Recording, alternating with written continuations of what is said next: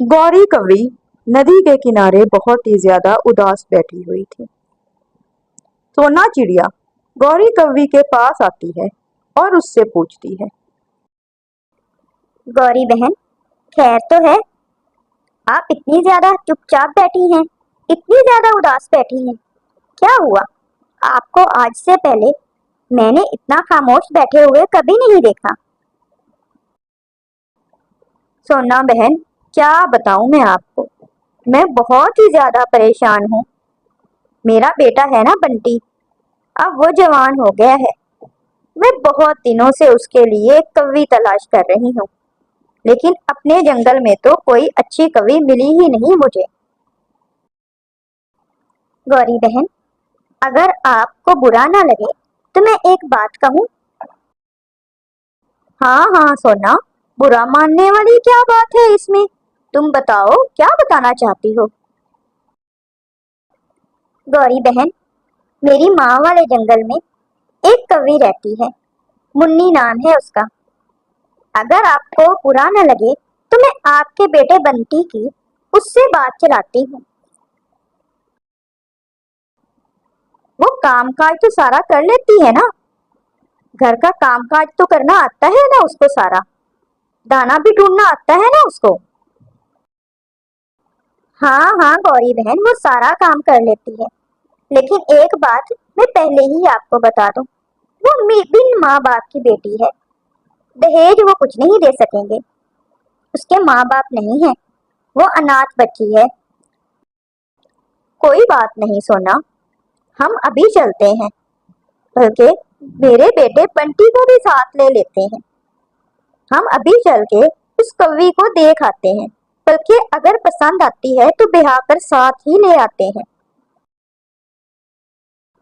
नहीं नहीं गौरी बहन, अभी नहीं, अभी रात होने वाली है, और आप अपने पति कालू जी से भी बात कर लें, कहीं कालू भैया को बुरा ना लग जाए। वो दोनों वहां से चली जाती हैं। रात हो जाती है। गौरी कवरी अपने पति कालू कौवे से कहती है। कालू जी, आज मुझे नदी पर सोना चिड़िया मिली थी। बातों ही बातों में उससे बंटी के रिश्ते की बात हुई। उसने बताया है कि उसके माँ वाले जंगल में एक बड़ी ही प्यारी कवि रहती है। बंटी की शादी? ऐसे कैसे तय कर दी तुमने बंटी की शादी? वो कवि अमीर तो है ना, दहेज तो अच्छा लाएगी ना? नहीं नहीं, अमीर नहीं है, अनाथ है वो कवि, दहेज नहीं ला पाएगी, लेकिन घर का सारा काम कर लेती है। मम्मा, मैं अमीर कवि से ही शादी करूंगा, आप मना कर दे सोना को। बेटा, ये जो गरीब घर की कवियां होती हैं, वो बड़े काम करती हैं। वो हमारे घर का सारा काम करेगी और हमारे लिए दाना भी वही लाया करेगी। तुम परेशान ना हो, बस तुम तैयार हो जाओ। अगले दिन गौरी कवि अपने बेटे बंटी कौवे को साथ लेती है और सोना चिड़िया के साथ उस कवि के पास पहुंच जाती है। सोना जाकर मुन्नी कवि से कहती है। बेटा मुन्नी, हम आपके लिए रिश्ता लाए हैं। ये गौरी है, मेरे वाले जंगल में रहती है, और ये उसका बेटा है बंटी। इसी का रिश्ता लाए हैं तुम्हारे लिए।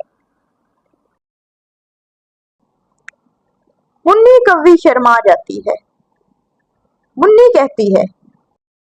सोना आंटी, आपको तो पता है मेरा इस दुनिया में कोई भी नहीं है। मेरे माँ बाप बचपन में ही चल बसे थे, इसलिए मुझे दहेज देने वाला कोई भी नहीं है। दहेज? हम तो दहेज पर लानत भेजते हैं बेटा। हमें तो तुम ही पसंद हो, बस 2 पलों में हमारे घर चलो। चलो, हम तुम्हें बिहाने लाए आए हैं। हम तुम्हें बिहा कर आज ही अपने साथ ले जाएंगे। लेकिन बेटा, तुम क्या क्या काम कर लेती हो?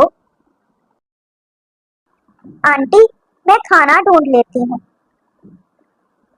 मैं बाकी सारे काम भी कर लेती हूँ। आप जो कहेंगी मैं वही काम कर लूंगी। ठीक है बेटा, चलो आप हमारे साथ। वो मुन्नी को अपने साथ बिठाकर अपने घर ले जाते हैं। घर जाने के बाद कालू कौआ गौरी कव्वी से कहता है, बहू को ले आई हो घर बिठाकर। अच्छा किया, बड़ा ही अच्छा किया जो बहू को घर ले आई हो बिठाकर। आपको पता है कालू जी, हमारी बहू सारा काम कर लेती है। ये खाना भी ढूंढ लेती है, इसको दाना तलाश करना आता है। अच्छा, चलो आज फिर भेजो इसको हमारे लिए दाना तलाश करके लाए। मुझे तो बहुत ज्यादा भूख लगी है। हाँ हाँ, मुझे भी बहुत ज्यादा भूख लगी है। मम्मा, मुझे भी बहुत ज्यादा भूख लगी है और मैं तो मीठा फल ही खाऊंगा। लेकिन आंटी, मैं तो अभी इस जंगल के बारे में कुछ नहीं जानती। मैं अकेली कैसे जाऊंगी दाना तलाश करने के लिए? अभी आप में से कोई एक मेरे साथ चले, मुझे जंगल की जानकारी हो जाएगी। फिर मैं अकेली चले जाया करूंगी। नहीं नहीं, हम लोग बड़े थक गए हैं। जाओ तुम ढूंढ के लाओ दाना हमारे लिए, हमें नहीं पता। वो बेचारी वहां से उठती है और उड़कर जाती है। बड़ी मुश्किलों के बाद उसको अंगूर मिलते हैं। वो अंगूर लेकर घर आती है। वो सभी अंगूर देखकर बहुत ही ज्यादा खुश हो जाते हैं। बंटी कौवा कहता है, मम्मा, आज से पहले तो इस जंगल में हमें कभी अंगूर मिले ही नहीं। आज देखें, मेरी बीवी अंगूर ढूंढ कर लाई है। हाँ हाँ बेटा, तुम्हारी बीवी तो वाकई में बड़ी मेहनती है। देखो, अंगूर ढूंढ कर ले आई है। दूसरी तरफ कबूतर सोना चिड़िया से कहता है, सोना, यह तुमने अच्छा नहीं किया। उस कव्वी के साथ पता नहीं तुम्हारी कब की दुश्मनी थी जो तुमने ऐसे निभाई। तुम जानती तो हो गौरी और कालू को, वो कैसे हैं। वो उसका जीना हराम कर देंगे। नहीं कबूतर भाई, वो सब संभाल लेगी। बड़ी ही समझदार कौवी है। मैं जानती हूँ, वो बल्कि उन लोगों को भी सीधा ही कर देगी। देखते हैं तुम्हारा दावा किस हद तक सही साबित होता है। कुछ ही दिनों बाद गौरी कव्वी मुन्नी कव्वी से कहती है, बहू, जाओ, हमारा घर पुराना हो गया है, यह जल्द ही टूटने वाला है। हमारे लिए एक नया घर बनाओ। जाओ, कुछ लकड़ियां ढूंढ के लाओ। लेकिन माँ जी, मैं अकेली कैसे जाऊँ लकड़ियाँ ढूंढने के लिए? आप में से कोई तो चले मेरे साथ। हम में से तो कभी किसी ने कोई काम नहीं किया। जाओ जाओ, अकेली जाओ और लकड़ियां ढूंढ के लाओ। तुम भी तो कहती थी कि तुम सारे काम कर लेती हो। ठीक है माँ जी, मैं जाती हूँ। मुन्नी कौवी लकड़ियां ढूंढने चली जाती है।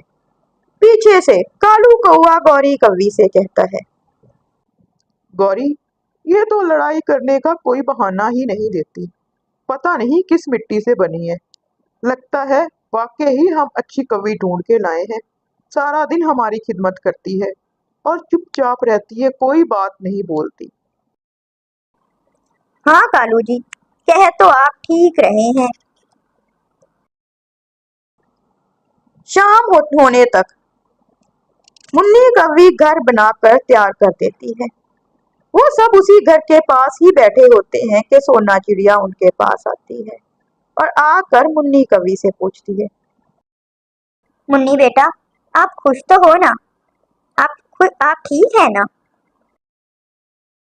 सोना आंटी, मैं बहुत ज्यादा खुश हूँ। मेरे सास ससुर मेरा बहुत ज्यादा ख्याल रखते हैं और मेरा पति तो मेरे मुंह की तरफ देख रहा है हर वक्त। आप फिक्र न करें, मैं बहुत ज्यादा खुश हूँ।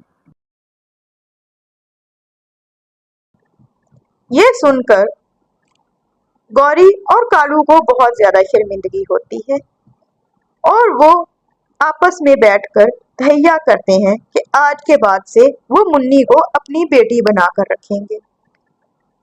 इस कहानी से हमें ये सबक मिलता है, सास चाहे जितनी भी कोशिश कर ले, बहू अगर डट जाए तो वो सास के दिल में अपनी जगह बनाकर ही छोड़ती है।